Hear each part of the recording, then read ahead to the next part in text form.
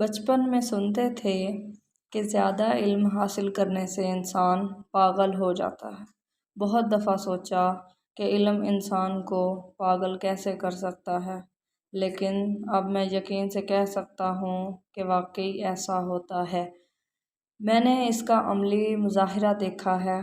अक्सर घर में बज़रिया डाक किताबें मौसूल होती हैं और जिस वक़्त पोस्टमैन आता है ऐन उसी वक़्त मेरा माली जीरा भी पौधों की तराश खराश में मसरूफ़ होता है, लिहाजा किताबें वही वसूल करता है।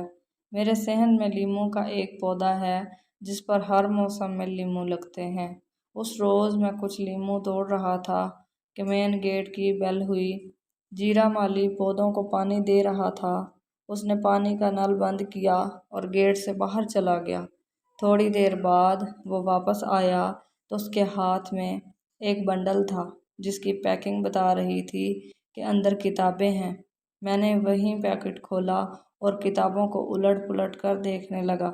जीरा माली मेरे करीब हुआ और आहिस्ता से बोला, साहब, ज़्यादा किताबें पढ़ने से इल्म की ताप चढ़ जाती है। मैंने चौंक कर उसकी तरफ देखा और मुस्कुराया। ये सब ख्याली बातें हैं चाचा, इल्म की वजह से ऐसा नहीं होता। ये सुनते ही जीरे माली ने कंधे पर पड़ा अपना कपड़ा उतार कर पसीना पोंछा और गौर से मेरी तरफ देखा। साहब जी, हमारे गांव में एक ऐसा बंदा मौजूद है। मेरे कान खड़े हो गए। कौन है वो? जीरे माली ने दांत निकाले। मास्टर गाँव गाँव। पता चला कि जीरे के गांव में गुज़िश्ता 50 सालों में एक ही शख्स पढ़ा लिखा है और वो भी पागल हो चुका है। शहर के किसी स्कूल में हेड मास्टर था। फिर वो वापस गांव चला आया और अब हाथ में ईंट उठाए गाँव गाँव करता फिरता है। जीरे माली का गांव दूर दराज के किसी इलाके में था, लेकिन मुझ पर तजस्सुस का भूत सवार हो चुका था। मैंने पूछा कि चाचा, क्या मैं तुम्हारे गांव जाकर उस मास्टर को देख सकता हूँ? जीरे ने कंधे उचकाए। जब मर्जी देख लें, लेकिन हमारे गांव का रास्ता बड़ा ख़राब है, गाड़ी नहीं जाएगी। मैं जल्दी से बोला, ट्रेन या बस तो जाती होगी। उसने इस बात में सर हिलाया। सिर्फ बस जाती है, लेकिन 2 बसें बदलना पड़ती हैं।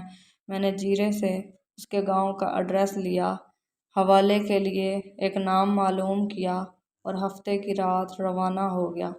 3 घंटे के तवील सफ़र के बाद गांव पहुंचा तो शाम हो चुकी थी।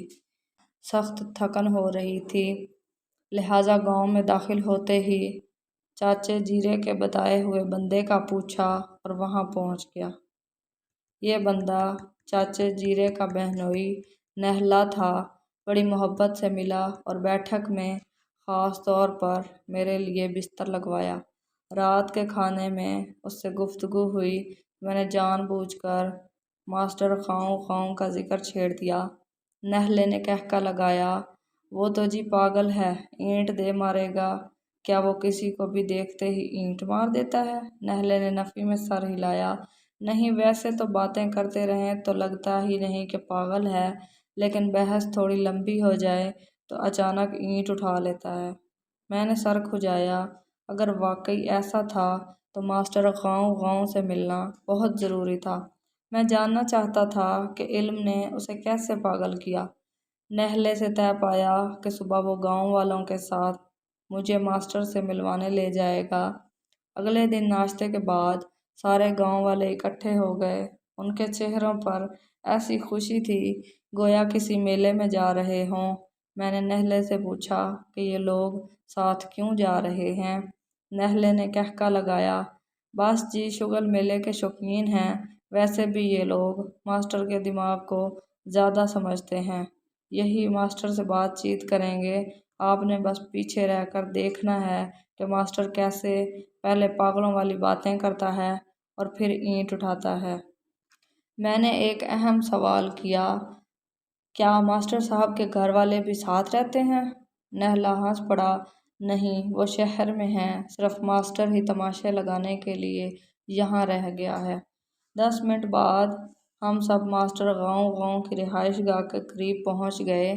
ان کے گھر کے باہر شیشم کا ایک درخت لگا ہوا تھا۔ میں نے دور سے دیکھا کہ گھنی چھاؤں میں ایک 60-65 سالہ عمر رسیدہ شخص کرسی پر بیٹھا اینک لگائے کوئی کتاب پڑھ رہا ہے۔ گاؤں کے سب لوگوں نے ایک دوسرے کی طرف دیکھا اور پھر محتاط انداز میں آگے بڑھنے لگے۔ نہلے نے میرا ہاتھ پکڑ کر وہیں روک لیا۔ گاؤں والے ماسٹر کے تھوڑا اور پاس گئے۔ شاید ماسٹر کو بھی لوگوں کی آمد محسوس ہو گئی تھی۔ اس نے یکدم کتاب سے نظریں اٹھائیں اور لوگوں کی طرف دیکھا۔ کچھ دیر تک وہ انہیں گھورتا رہا، پھر اچانک اس کے لبوں پر مسکراہٹ نمودار ہوئی۔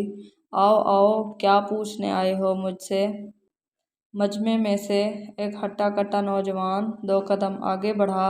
ماسٹر صاحب، وہ پوچھنا تھا کہ چڑیل کو کیسے پکڑا جائے۔ ماسٹر نے کچھ لمحے بات سنی، پھر